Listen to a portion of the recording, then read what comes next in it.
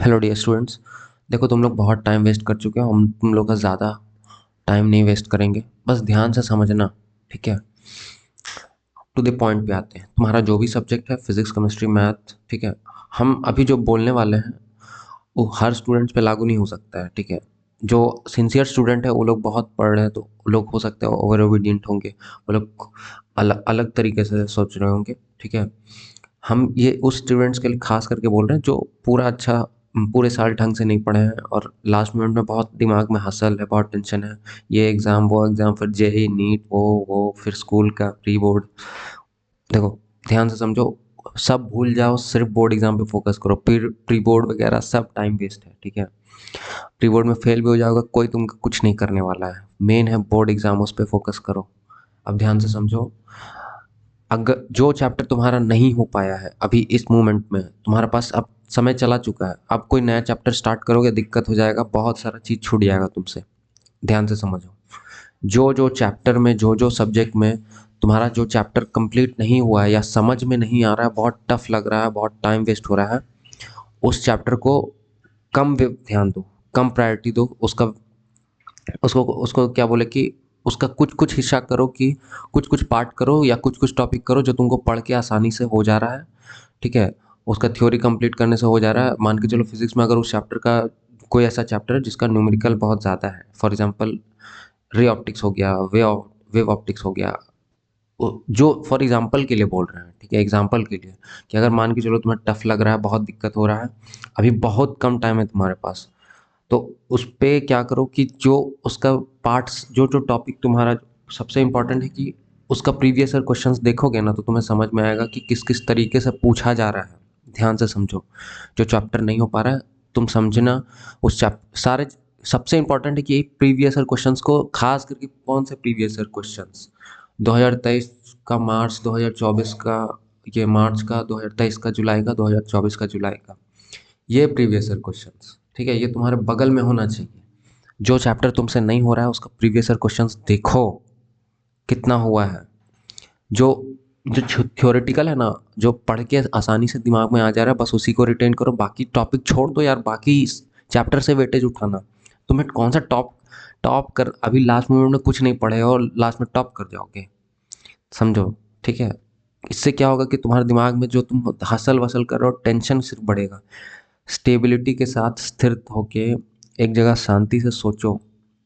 अभी last moment में कोई भी टॉपिक, कोई भी चैप्टर तुमको दिमाग में जल्दी कुछ भी करो ना, कोशिश करोगे ना, जल्दी भूल भी जाओगे, ये दिक्कत होता है। तो जो बहुत टफ लग रहा है, मुश्किल लग रहा है, उस पर कम ध्यान दो, या फिर उतना ही हिस्सा करो। और कैसे करोगे? उतना ही हिस्सा करो जो तुम्हारे, तो जो तुमको लग रहा है आसानी से हो जा रहा है, दिमाग में आ जा रहा है, पढ़ के हो जा रहा है काम, उतना ही करो। बाकी दूसरा चैप्टर पे ज़्यादा फोकस करो जो तुम्हारा स्ट्रांग है। अभी लास्ट मोमेंट में वो सब नहीं कर पाओगे, और ये सब चीज़ को सबसे ज़्यादा मदद कौन कर सकता है? Previous year questions. For example, जो चैप्टर बहुत टफ लग रहा है उसका प्रीवियस ईयर क्वेश्चन देखो कि किस किस तरह से क्वेश्चंस आ रहा है। उस क्वेश्चन को, जो जो तुमसे नहीं हो रहा है, उसमें बहुत कॉम्प्लिकेशन है, उसको, उस क्वेश्चन को स्किप कर दो, और जो आसानी है, जो थ्योरेटिकल पार्ट है, बस तुमको पढ़ेगा, जब तुम पढ़ोगे याद हो जाएगा, बस वही क्वेश्चंस को अपने दिमाग में उस चैप्टर का रखना, बाकी उस चैप्टर को छोड़ देना। बाकी जो चैप्टर स्ट्रांग है तुम्हारा, जो तुम्हारा बेस अच्छा है, जिस चैप्टर का क्या क्या कह सकते हो कि हम कुछ भी क्वेश्चन सॉल्व कर लेंगे, उसका एक बार एक बार रिवीजन कर लेना। फिर कुछ मत करना, रिवीजन, ये मतलब एक बार चैप्टर कम, रिवीजन नहीं बोलना चाहते, चैप्टर अगर कंप्लीट कर लो, एक बार गो थ्रू कर लो, फिर उसके बाद बगल में प्रीवियस ईयर क्वेश्चंस रखो उसके बगल में, और लगातार उसको जाकर के एक लाइन बाय लाइन, कौन सा प्रीवियस ईयर क्वेश्चंस 2023 से लेकर के 2024 तक का, उसको बगल में रखो पहले। अब देखो रिसेंट क्वेश्चंस कौन कौन सा आया है। ठीक है, अब क्वेश्चन सॉल्व करना स्टार्ट करो। फिर क्या होगा, उस क्वेश्चन का थ्योरी पता होना चाहिए। नहीं पता है, वापस अपना एनसीईआरटी बुक जाओ, थ्योरी देखो उसका। वहाँ ये होता है रिवीजन टेक्निक, तुम अपना समय बचाओगे, समझे। जो नहीं समझ में आ रहा उसका थ्योरी, उसका जाके वापस एनसीईआरटी बुक में चेक करो थ्योरी क्या है, फिर क्वेश्चन वापस सॉल्व करो। ठीक है, नहीं हो रहा है, क्वेश्चन देख लो, फिर उसको रट लो या फिर याद कर लो, जो भी है। हम किसी भी तरह, देखो मेरा पर्पस है किसी भी तरह तुमको 75% के लिए डर ले खत्म करवा देना, कि किसी भी तरह तुम्हारा 75 85% आ जाए, ये मेरा प्राइमरी फोकस है। ठीक है, तो तुम ये किसी भी तरह कोशिश करो कि, रुको कहाँ थे यार, भूल गए, स्किप कर ले यार।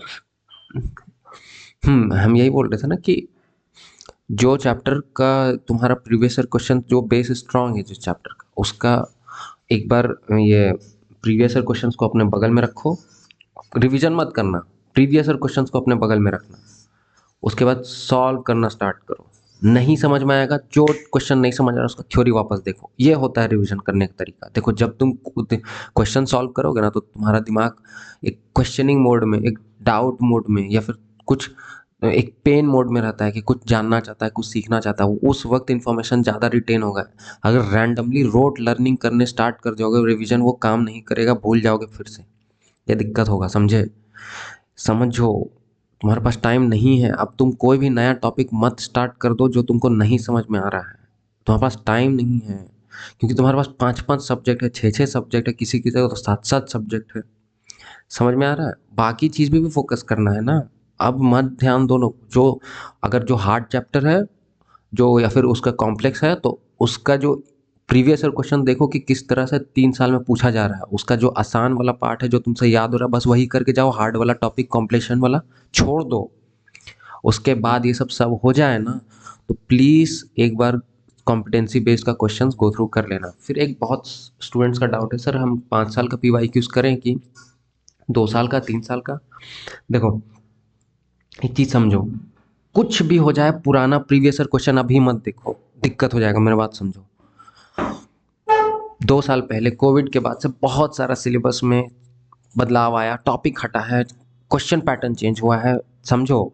ठीक है, तुम्हें सिर्फ अभी 2023 और 24 का पहले प्रीवियस ईयर क्वेश्चंस देखो, फिर तुमको सेटिस्फैक्शन लगे कि अरे सर झूठ बोल रहे हैं, गलत बोल रहे हैं, मेरा हमको किसी भी तरह नंबर उठाना है, तो तुमको अपना डाउट क्लियर करना है। तुम एक और चीज़ बताते हैं तुमको, एक हैक बताते हैं। अगर तुमको एनसीईआरटी क्वेश्चंस कवर करना है ना, तुम पुराना प्रीवियस ईयर क्वेश्चंस करो। देखो एनसीईआरटी क्वेश्चन और एग्जाम्पलर क्वेश्चन सब कवर हो जाएगा। विश्वास नहीं है, तुम करके देखना। तो हम ये कह रहे थे कि देखो, जब ये हो जाए कि तुम्हारा ये क्या बोलते हैं यार, कहाँ थे फिर, स्किप कर गया दिमाग से। हाँ, हम ये बोल रहे थे कि तुम जो भी, ये जो तुम्हारा अब कितने साल के प्रीवाईक्यूज करने चाहिए, ये इस चीज़ पे बहुत सारा स्टूडेंट्स का डाउट था। तो बहुत पीछे जाओगे तो, हम ये नहीं बोल रहे मत जाओ, प्रैक्टिस करो। पहले कुछ भी हो जाए, पहले सबसे पहले तुम्हारे पास 2024 का सारा PYQs तुम्हारे बगल में होना चाहिए। क्योंकि अभी रिसेंट ही ना CBSE क्वेश्चन बनाया, तो वो तुरंत क्वेश्चन पैटर्न 2 साल का थोड़ी उठा करके दे देगा, समझे? और समझो, पहले रीसेंट क्वेश्चंस करो। सबसे रीसेंट 2024 का जुलाई, फिर मार्च, फिर 2023 का मार्च, फिर 2023 का जुलाई का, मार्च का, फिर उसके बाद और पीछे जाना। उसके बाद क्या होगा ना, तुम सोचो, अगर इतना ही 18 PYQs कर लिया ना, 18 टोटल 18 क्वेश्चन पेपर होते हैं, उसमें से सेट 1, सेट 2, सेट 3 अलग होता है। सेट 1 ठीक है, सेट 1 हम लोग मेन पिवट लेके चलते हैं, सेट 1 मेन है, सेट 2 और सेट 3 में 10-15 क्वेश्चन अलग होते हैं, ये मान के चलते हैं। ठीक है, ये मान के नहीं, ऐसा ही होता है।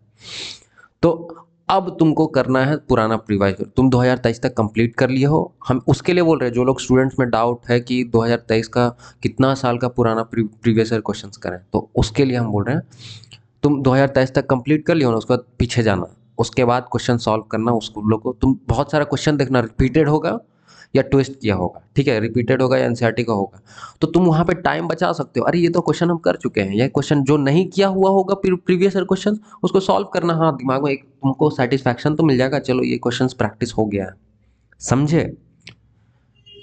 अब यही चीज़ हम है कि तुमको पुराना प्रीवियस ईयर क्वेश्चन 2022, 21, 2022 तो समझो कि बहुत ही डिफरेंस है क्वेश्चन पैटर्न में, क्योंकि 2022 में 2 बोर्ड एग्जाम हुआ था। टर्म 1 में सब का सब MCQ था, टर्म 2 में तुम्हारा, तुम 2022 का क्वेश्चन पेपर उठाओगे ना, सिर्फ 12 क्वेश्चन है।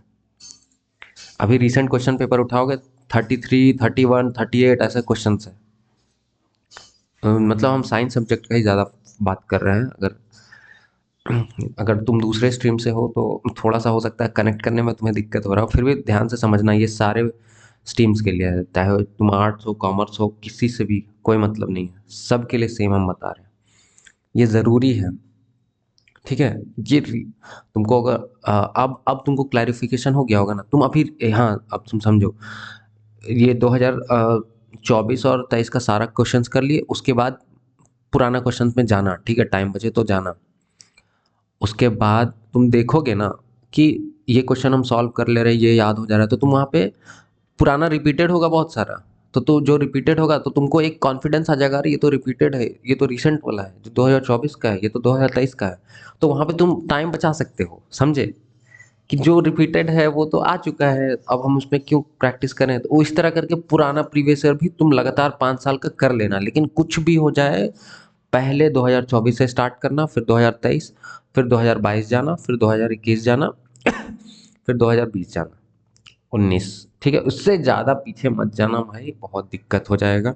टाइम वेस्ट नहीं है, उससे ज़्यादा टाइम वेस्ट करना है तुमको, अगर इतना ही तुम्हारे पास फ्री टाइम है ना, तो कॉम्पिटेंसी बेस का एक बार पीडीएफ जो है मेरे वेबसाइट में www.cbc.page ऑफिशियल लिंक भी है और गूगल ड्राइव में भी है, उसको डाउनलोड करना, उसको गो थ्रू कर लेना प्लीज़। अब ठीक है इतना, ठीक है, नेक्स्ट वीडियो में मिलते हैं। और एक एक बार कोशिश करना यार कि तुम लोग जितने, बहुत सारे स्टूडेंट घर डर में घबराहट में रखता है, फ़ोन करने में क्या दिक्कत है, मेरा नंबर हर जगह अवेलेबल है, थोड़ा सा पूछ लो, टेंशन में रहते हो, समझे? फ़ोन कर लो एक बार, ठीक है।